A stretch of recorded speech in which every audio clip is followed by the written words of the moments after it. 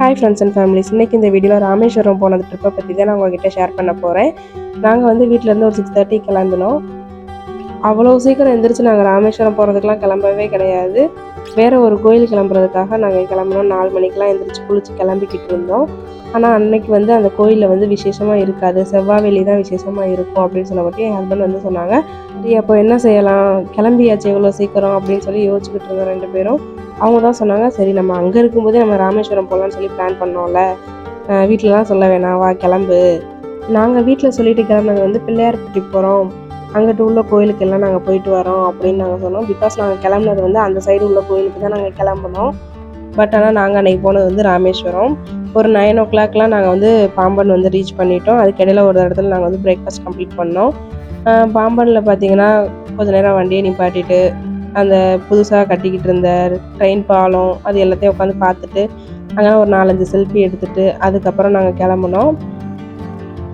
பாம்பன் தாண்டோன்னா தங்கச்சி மடம் அப்படின்னு சொல்லிட்டு ஒரு ஊர் இருக்கும். அந்த ஊரில் வந்து என்னென்னா அப்துல் கலாமுடைய அருங்காட்சியகம் இருந்துச்சு.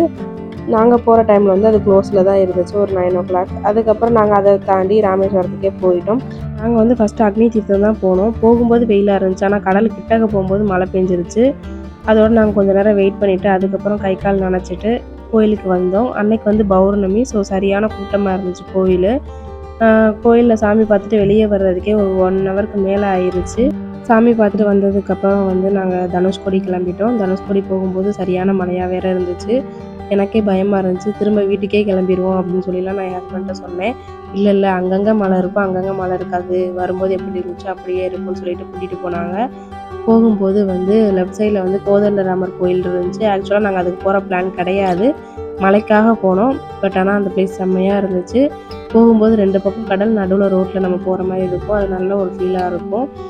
பைக் பார்க் பண்ணிவிட்டு நாங்கள் வந்து கடலுக்குள்ளே போகலான்னு சொல்லி போனோம். கடல்கிட்ட வந்து ஒரு இடத்துல சரியான கூட்டமாக இருந்துச்சு. என்னென்னு பார்த்தோம்னா ஒரு மிதக்கிற கல்லை வந்து கையில் தூக்கி வச்சுக்கிட்டு அதை வந்து ஒவ்வொரு ஆள் தலையிலையும் வச்சு 10-10 ரூபா வந்து கலெக்ட் பண்ணாங்க.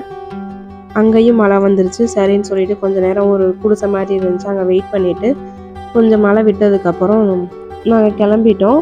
போகும்போது தனுஷ்கோடி கிட்ட நெருங்கும்போது மழை பெஞ்சிச்சு. அவ்வளோ காற்று, பைக்கை பிடிச்சி தள்ளுற அளவுக்கு இருந்துச்சு. இது வரைக்கும் நான் அரிச்சல்முனை போனதில்லை. ஸோ ஃபஸ்ட்டு நாங்கள் அரிச்சல்முனை போனோம். ராமேஸ்வரத்துக்கு கோயிலுக்கு வந்த கூட்டம் எல்லாமே அங்கே தான் இருந்துச்சு. அவ்வளோ டிராஃபிக்காக இருந்துச்சு. கிட்டக்க போக போக உள்ளுக்குள்ளே பார்த்தா டிராஃபிக்கில், அந்த பார்க்கிங் வரைக்கும் அவ்வளோ டிராஃபிக்காக இருந்துச்சு. அங்கே போயிட்டு கொஞ்சம் நேரம் கடலில் விளாண்டுட்டு அதுக்கப்புறம் நாங்கள் வந்து திரும்ப தனுஷ்கோடிக்கு ரிட்டன் வந்தோம். நாங்கள் போன அன்னைக்கு வந்து நிறையா சாப்பாடு கடையெல்லாம் இல்லவே இல்லை. ஸோ நாங்கள் முன்னாடியே ஒரு கடையில் உட்காந்து சாப்பிட்டோம். நாங்கள் ஆளுக்கு ஒரு மீன் சாப்பாடு வாங்கினோம். மீன் சாப்பாடு வந்து 100 ரூபா. அதில் வந்து ஒரு குழம்பு மீன், ஒரு பொரிச்ச மீன் கொடுப்பாங்க. நாங்கள் வந்து எக்ஸ்ட்ரா ஒரு இறால் ஆர்டர் பண்ணி சாப்பிட்டோம். ½ பிளேட்டு நல்லா தான் இருந்துச்சு.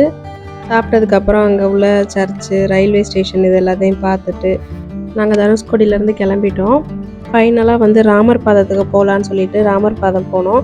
ராமர் பாதத்துக்கு போகிறதுக்கு வந்து ஸ்டெப்ஸ் மாதிரி நிறையா இருக்கும். அதுக்கு மேலே ஏறி போனால் தான் ராமர் பாதம் அந்த கோயிலுக்கு போக முடியும். அங்கே போய் பார்த்தோம்னா ஹோல் ராமேஸ்வரம் வியூவே தெரியும். சூப்பராக இருக்கும் அதை பார்க்கும்போதே. அங்கே வந்து கடைகள்லாம் நிறையா வச்சுருந்தாங்க. நான் வந்து பைனாப்பிள் வாங்கினேன். 10 ரூபா 20 ரூபான்னு சொன்னாங்க. ஆனால் கிட்டக்க போனோம் 30 ரூபா வாங்கிட்டு விட்டாங்க, ஒரு 3 பீஸ் கொடுத்துட்டு. இதே மாதிரி தான் அரிச்சல்முனையிலையும் பண்ணுறாங்க. அவ்வளோதான் எங்களுடைய ராமேஸ்வரம் ட்ரிப்பு. என்னோடய வீடியோ உங்களுக்கு பிடிச்சிருந்தா லைக் பண்ணுங்கள், ஷேர் பண்ணுங்கள், கமெண்ட் பண்ணுங்கள் அண்ட் சப்ஸ்கிரைப் பண்ணுங்கள். தேங்க்ஸ் ஃபார் வாட்சிங்.